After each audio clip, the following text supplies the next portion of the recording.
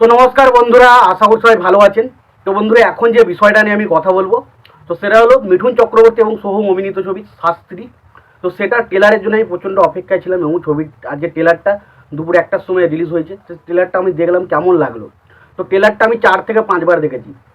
তো ট্রেলারটা আমার সত্যি কথা বলছি দারুণ লেগেছে, দারুণ। এবং সত্যি কথা বলতে এই সিনেমাটা আমি জানি না বক্স অফিসে কত কি কালেকশন করবে, তবে এটুকু বলতে পারি ছবিটার মধ্যে কিন্তু নতুন কনসেপ্ট রয়েছে। ছবিটা কিন্তু দারুণ কিছু একটা হতে চলেছে এবং ছবিটা বাকি যে সমস্ত ছবিগুলো সেগুলোর সাথে কিন্তু একদম চ্যালেঞ্জ ছুড়ে দিল। দেবদার টেক্কা এবং উইন্ডো প্রোডাকশন হাউসের বহুরূপীকে কিন্তু একটা পুরোপুরি চ্যালেঞ্জের মুখে ফেলে দিল কিন্তু এই ট্রেলারটা, এটুকু বলতে পারি। তো ট্রেলারটা ব্যাপক হয়েছে, ব্যাপক হয়েছে। তো ট্রেলারগুলো কী কী ভালো ছিল, কী কী খারাপ ছিল, সেই সমস্ত বিষয় নিয়ে যদি আলোচনা করি, তো প্রথমেই আমার যেটা সবচেয়ে ভালো লেগেছে সেটা হচ্ছে ছবির ব্যাকগ্রাউন্ডটা। এখানে শুরুতেই যে একটা ব্যাকগ্রাউন্ড ইউজ করা হয়েছে না, সেটা দারুণ লাগে। মানে একটা জ্যোতিষশাস্ত্র বনাম যে বিজ্ঞানের যে ধরনের ব্যাকগ্রাউন্ড হওয়া দরকার না, এই ট্রেলারটার মধ্যে আমরা সেই রকমই একটা ব্যাকগ্রাউন্ড কিন্তু পাই, সেটা দারুণ ছিল।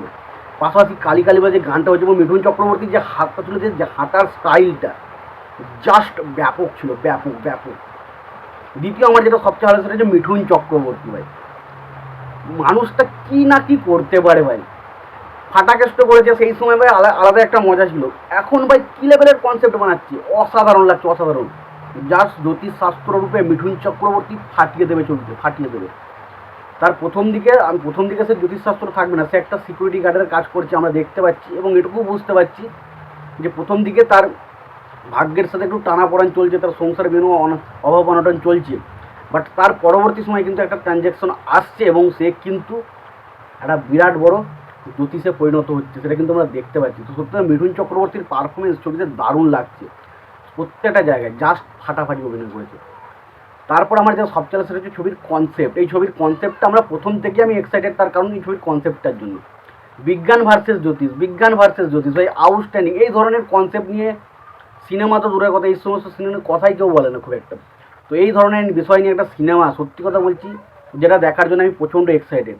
এবং পাশাপাশি বলতে হবে ছবিতে যারা কাস্টিংটা একবার দেখে নিন। সোহম চক্রবর্তী, অনির্বাণ চক্রবর্তী, মিঠুন চক্রবর্তী, দেবশ্রী রায়, কাঞ্চন মল্লিক, শাশ্বত চট্টোপাধ্যায়, তারপর ধরুন কৌশিক সেন। ভাই কি কাস্টিং দেখলেই ছবি হিট। এবার ছবির মধ্যে আমার যেটা মনে হলো যে মিঠুন চক্রবর্তীর ক্যারেক্টারটা, সে কিন্তু প্রথম দিকে প্রচণ্ড কষ্টের মধ্যে দিয়ে যাবে এবং একটা টাইমের পর সে কিন্তু মানে শাস্ত্রী হয়ে উঠবে। এবং সেখানে একটা ডায়লগ সে দিচ্ছে, দেখবেন একটা জায়গায় ডায়লগ দিচ্ছে যে আগে আমি সবাইকার কাছ থেকে হাত পেতে নিতাম, এখন হাত পেতে আশীর্বাদ দিই। তো এটাই হচ্ছে পরিবর্তন। তো বোঝা যাচ্ছে মিঠুন চক্রবর্তীর ক্যারেক্টারের মধ্যে একটা বিরাট কিছু পাওয়ার আসতে চলেছে।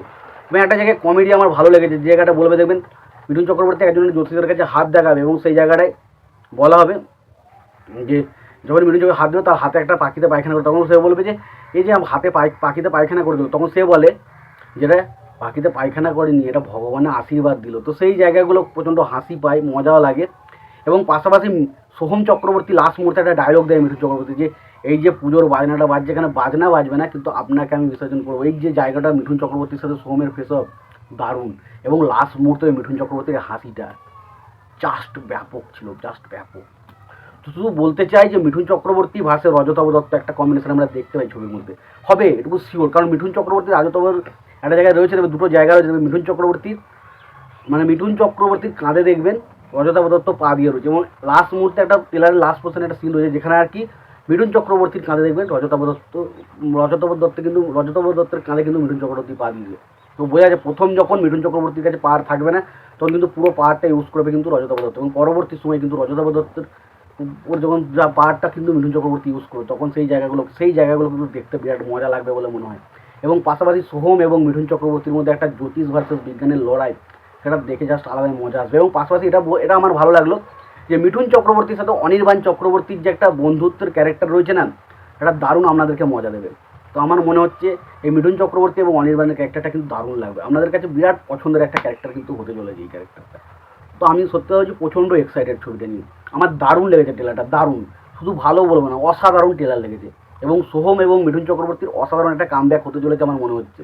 বাট জানি না বাংলার অডিয়েন্স সিনেমাটা দেখবে কিনা, কিন্তু একটা কথা বলতে পারি, সিনেমাটা আমি কিন্তু ফার্স্ট ডে ফার্স্ট শো যাচ্ছি। সিনেমাটা দেখার জন্য আমাকে ফার্স্ট ডে ফার্স্ট শো দেখতে, কারণ এই ধরনের সিনেমা বা এই ধরনের কনসেপ্ট ভাই মিস করাই যাবে না। তোমাদের এই ট্রেলারটা দেখে তোমার কেমন লেগেছে অবশ্যই জানিও। সবশেষে একটাই কথা বলবো, যদি ভিডিওটি পছন্দ হয় অবশ্যই লাইক কমেন্ট শেয়ার করে দিও, চ্যানেলটা নতুন হয়ে থাকলে অবশ্যই সাবস্ক্রাইব করে নিয়ে পাশে বেল আইকনটা অবশ্যই প্রেস করে দিও। ভালো থেকো, সুস্থ থেকো, দেখা হচ্ছে পরে ভিডিও।